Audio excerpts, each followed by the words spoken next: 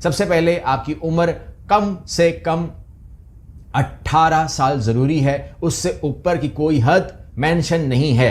Passport valid होना चाहिए कम से कम 2 साल का, और फिजिकली फिट होना चाहिए, मेडिकली क्लियर होना चाहिए, पुलिस सर्टिफिकेट क्लियर होना चाहिए, बैंक रिकॉर्ड क्लियर होना चाहिए, और जो तजर्बा अगर किसी के पास है किसी काम का, जो शुरू मैंने लिस्ट दिखाई है, तो you can directly apply on that. अगर नहीं है तो फिर आप उस काम में आइए जिसको हम असिस्टेंस कहते हैं। जो लोग खुद अप्लाई करेंगे तो उन लोगों को मैं वेबसाइट्स दूंगा।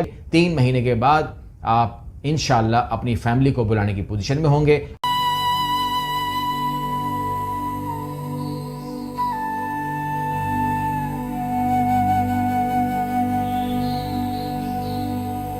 आज आपके सामने जो मैं वीडियो लेकर आया हूं, अगर आपने ये सीख लिया और कर लिया, ये इतना आसान है, ये इतना मुस्तनद है कि आपके साथ कभी भी गलत या फ्रॉड या मसला नहीं हो सकता। बेशक आप खुद अप्लाई करें, आपको तकलीफ नहीं होगी, बिकॉज आप सरकारी प्रोटोकॉल के साथ काम कर रहे होंगे, तो उससे अगर आप बाहर नहीं निकलेंगे तो you will not be cheated. आपको मैं स्क्रीन पर दिखा देता हूं ताकि आपकी तसल्ली जो है वो होती रहे और कोई इसमें इबाहम बाकी ना रहे। ये आप स्क्रीन पे देख रहे हैं visa sponsored jobs, job vacancy, scholarship, new work permit वगैरह। यहां से मैं रेफरेंस ले रहा हूं कि न्यूजीलैंड जो डेयरी फार्म वर्कर हैं, जॉब फॉर फॉरनर्स 2025-26 ये दोनों में शामिल है। वो कहते हैं कि जी यहां पर आकर हम आपको तकरीबन 50,000 मंथली सैलरी दे रहे हैं। ये बातें तमाम करनी नहीं, मुझे ये करनी है कि कौन लोग जा सकते हैं। क्लीनर्स एंड सैनिटरी वर्कर्स, यानी कि इसके अंदर जो आप कह लीजिएगा कि कोई भी क्लीनिंग का काम है, वो मशीन वगैरह की भी हो सकती है, तमाम चीज़ें हो सकती हैं, फील्ड हो सकती है, तमाम करेंगे। उसके बाद एनिमल हेल्थ इंस्पेक्टर चाहिए, जिसमें आप कहते हैं कि जी आपकी जो जानवर हैं उनकी हेल्थ चेक करना, डिजीज़ की इंस्पेक्शन करना, फॉर्म सेफ्टी स्टैंडर्ड चेक करना वगैरह वगैरह, वो इंस्पेक्टर चाहिए। चीज़ पैकिंग स्टाफ चाहिए। चीज़ आप जानते हैं, चीज़ निकल कर आता है आपके सामने, उसको पैक करना, लेबलिंग करना, सीलिंग करना, बॉक्सिंग करना, फैक्ट्री की हाइजीन का ख्याल करते हुए ये करना होगा। होम डिलीवरी ड्राइवर्स चाहिए जो घरों तक पार्सल को पहुंचा सकें, ग्रॉसरी डिलीवरी कर सकें, और वो ड्राइविंग के भी एक्सपर्ट्स हों, और वो कस्टमर डीलिंग भी कर सकें, बातचीत करना भी करनी हो तो डिलीवरी कर दे कम से कम। उसके बाद है प्रोडक्शन सुपरवाइजर, यानी कि फैक्ट्री वर्कर को सुपरवाइज करना, प्रोडक्शन टारगेट कंप्लीट करना, क्वालिटी चेक करना वगैरह वगैरह आप कह सकते हैं इसको। उसके बाद है cattle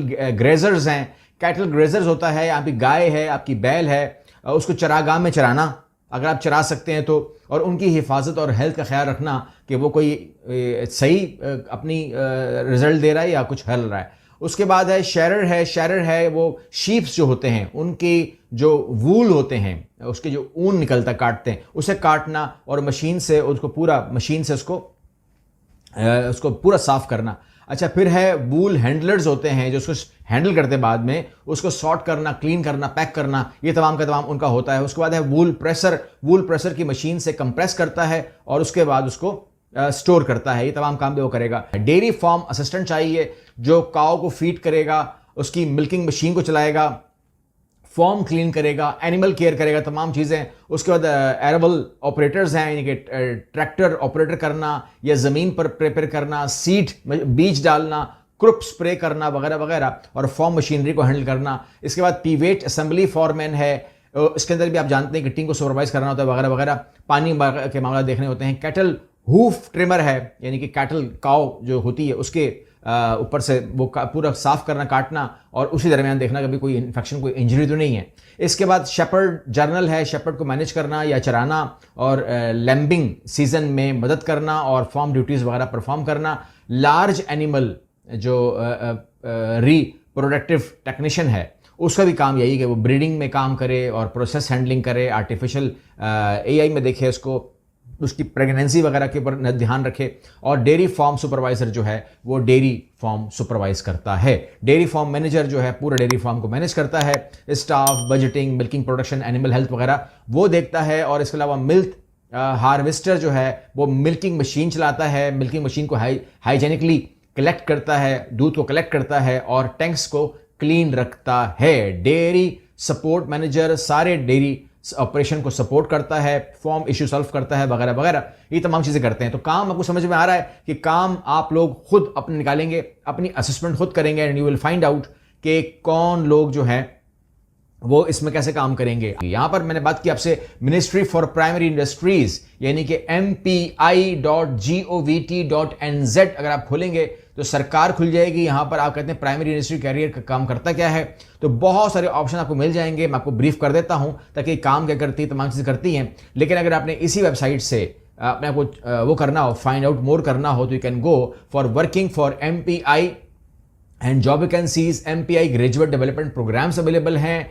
type of jobs in primary industries, career New Zealand है, food and fibre sector career हैं। इसके अलावा बहुत सारे सब कुछ है, मगर अगर आपको ये डाइवर्ट कर रहा है तो ये आपको लीगल डाइवर्ट करेगा, इलीगल डाइवर्ट नहीं करेगा। ये आपको समझ में आ गया।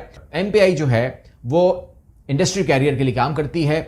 पाकिस्तान में जब ये बात होती है तो हमारे जो अपोजिशन लीडर्स होते हैं या हमारे जो अदर जो पीपल्स होते हैं वो मजाक उड़ाते हैं कि ओहो ये मुर्गियां पालने की बात हो रही है, यहाँ पे गाय पालने की बात हो रही है, यहाँ बकरी पालने की बात हो रही है, जबकि न्यूजीलैंड के अंदर यही बातों को अहमियत दी गई है, तो इसलिए वो खुशहाल हैं। इसके बाद मैं आपको लेके आऊँगा स्किल एंड क्वालिफिकेशन। तो उसमें आप डिपेंड करता है, कोई छोटा काम कर रहा है, जिस छोटा काम तो कोई नहीं होता, सब काम बड़े होते हैं।